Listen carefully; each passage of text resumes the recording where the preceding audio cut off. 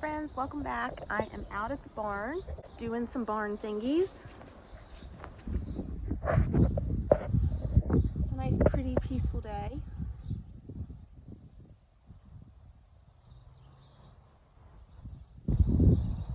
I wanted to just chat a little bit today about your most valuable asset. So I wanted to bring this up because I had someone ask me to do something this morning, and I told them no. And I told them no for really no good reason. And I wanted to talk about that a little bit because we do not protect our time the way that we should. Actually, it's pretty windy out here, so I'm gonna hop in my car. A little protection from the wind. But we don't protect our time like we should, because your time is your most valuable and important asset. You can't make more of it. You can't get it back. Once it's gone, it's gone. Imagine, you know how people feel when they retire. And if you aren't retired or don't have people in your life that are retired, try to put yourself in those shoes for a second. Like, all of a sudden you're in a point in your life where you don't have a way to make more money. Like, you are at a point where what you have is what you have.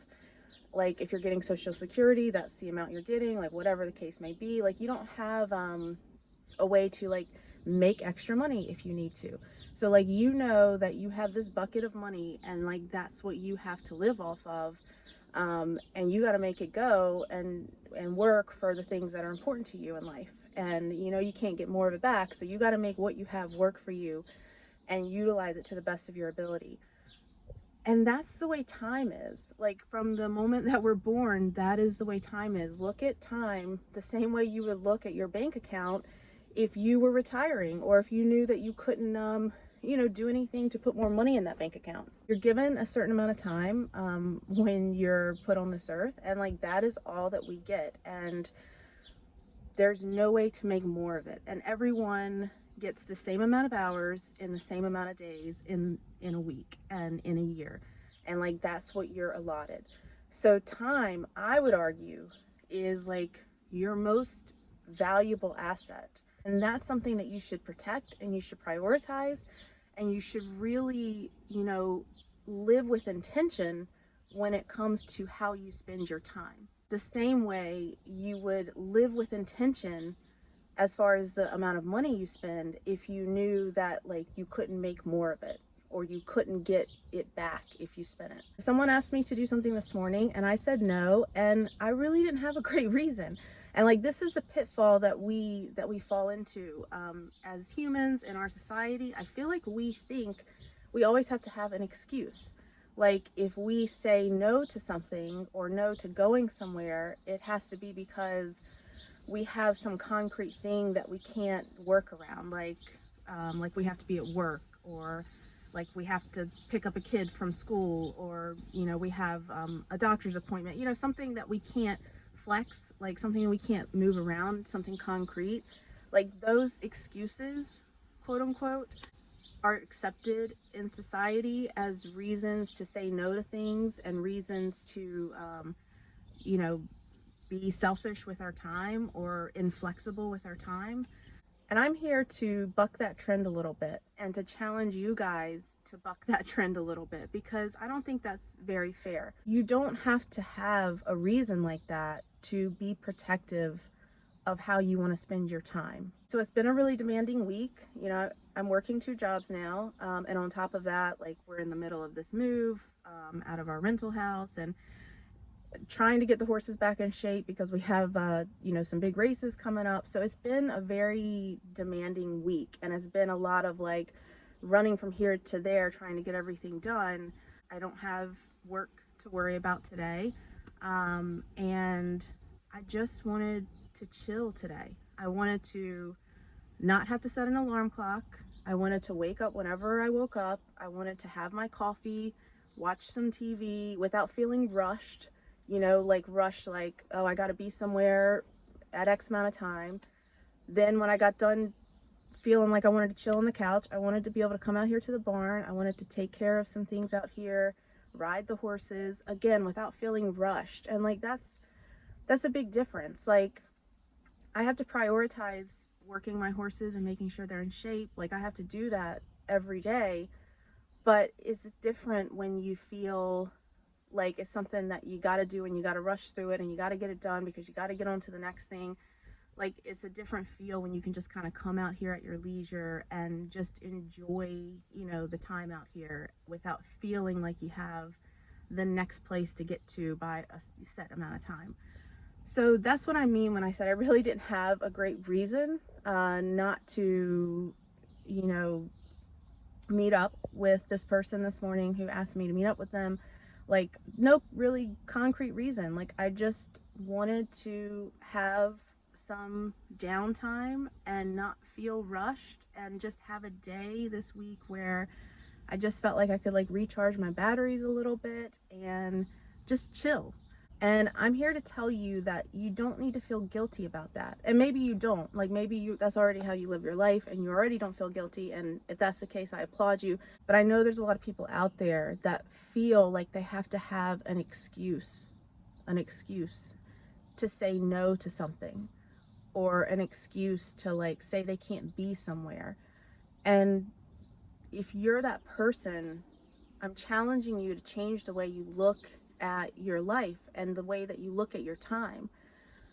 Do we have to prioritize things that maybe we don't always want to do or feel like doing? Of course we do. Like we got to make sure we get to work on time. We got to do things to keep us healthy that maybe we don't feel like doing. Like, working out is an example. We have to worry about paying our bills. And of course, we're going to also make compromises and sacrifices to keep our relationships healthy. Like there might be things that you don't really feel like doing, but you do because the people around you care about that and it's important to them. So you're going to do that for them and for that relationship, just like they're going to, in turn, do that for you and show up to support you, even when maybe they don't feel like it all the time. So all of that goes without saying. Like you're not you're not just going to be able to live your life doing exactly what you want to do every minute of every day. Like of course. But there are times where you can protect your time and you can protect your energy and you can prioritize yourself. And when you have that option, you need to do it. And you need to make that as much of a priority as you do the other things in your life. The same way you prioritize getting to work on time, you need to prioritize protecting yourself and your time and making sure you give yourself the freedom to do the things that are important to you. And what's important to you can be anything. It can be going for that run and training for a marathon. It can be lounging on the couch and just chilling for a couple of hours. It can be working on a hobby. It can be working on a side hustle.